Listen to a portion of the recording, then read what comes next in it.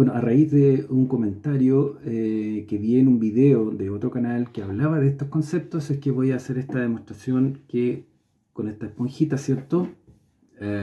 Vamos a demostrar qué es la capacidad de campo y el punto de marchitez permanente. La capacidad de campo es la máxima cantidad que podría absorber un suelo antes de que éste empiece a escurrir, ¿cierto? A drenarse o a acumularse como un suelo saturado.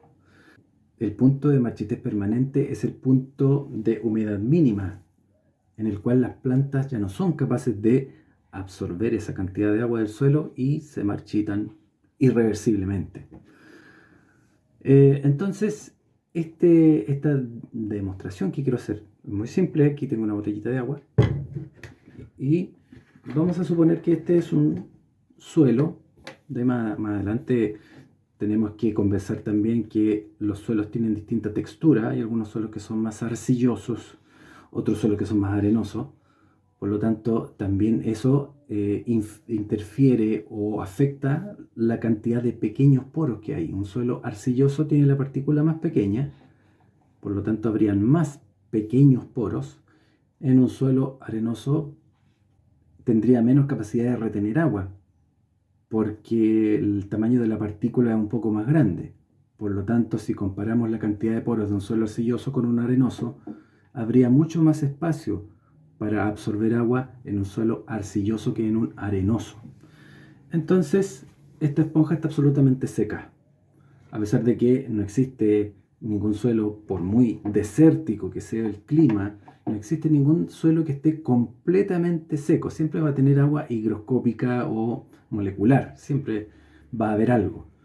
Entonces, en este suelo vamos a empezar a aplicar un poco de agua. Cuando está muy seco pasa exactamente eso. El agua, por su tensión superficial, forma estas gotas y evita de alguna forma que pase el agua hacia abajo. Entonces vamos a tratar de ir rompiendo esta tensión superficial de manera de que el agua vaya empapando y vaya llenando todos estos poros.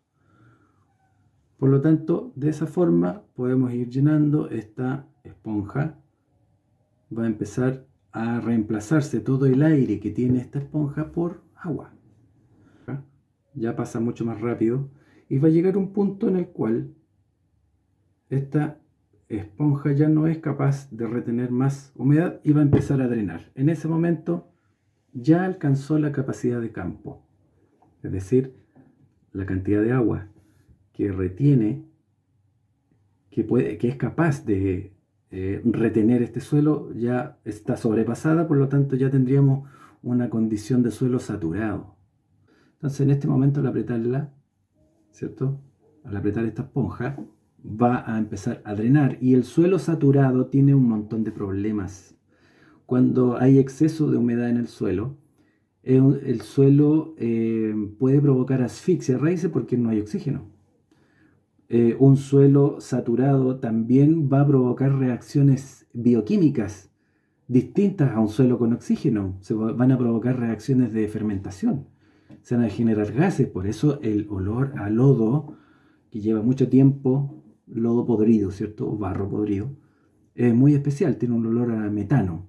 Entonces también hay que, el sistema de riego de una plantación tiene que estar siempre fluctuando entre la capacidad de campo, que es la máxima cantidad de agua que retiene un suelo, y jamás llegar al punto de marchitez permanente. Por eso se maneja un criterio de riego, es decir, cuando ha perdido, por ejemplo, variable puede ser un 40%, volver a regar. Por lo tanto la humedad vuelve a capacidad de campo. Con el tiempo la evapotranspiración va a empezar a hacer que el agua salga del suelo, y a lo que llegue a un porcentaje nuevamente se hace un riego, y así se mantiene siempre la planta en condiciones óptimas de humedad. Si esperamos un poco, ¿cierto? Podemos dejar que drene esta cantidad de agua, va a empezar a caer en el suelo. Bueno, por supuesto esto va a pasar alrededor de unas 48 horas después de un riego abundante o de una lluvia. Ahí podríamos decir que el suelo está a capacidad de campo. Entonces, claro, algunos podrían decir, ¿Y qué pasa cuando un suelo tiene un perfil? Es más profundo, es decir, es más grueso, ¿cierto? El primer horizonte, la primera estrata de suelo puede que sea un poco más profunda, por lo tanto tendría mayor capacidad de retener agua. ¿Cómo se puede explicar también esto de la retención de humedad, ¿cierto? Y por qué el tamaño de la partícula del suelo tiene que ver con la cantidad de humedad que podría retener un suelo? Vamos a suponer que esto es una partícula de suelo, independiente de si sea una arcilla, un limo, una arena. Todas las partículas tienen positivo, negativo, ¿cierto? Tienen minerales que tienen carga eléctrica, positivo, negativo. Por lo tanto, si comparamos esto con una partícula que tiene un montón de enchufes, podríamos decir, positivos y negativos, el agua, por su parte, es una partícula polar. Tiene hacia donde están los hidrógenos es más positivo y todo lo que está en el oxígeno, hacia el lado del oxígeno, es más negativo.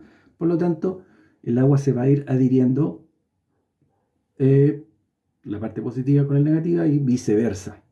Por lo tanto, si esta partícula de suelo absorbe o adsorbe, en realidad la palabra vendría siendo adsorbe, una molécula de agua, la molécula que va a quedar más pegada a la partícula va a estar adherida con más fuerza.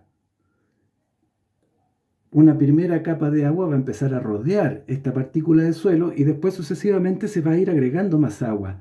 Pero el agua que va quedando más afuera, como si fueran órbitas, ¿cierto? Una cosa así, va a estar adherida con menos fuerza.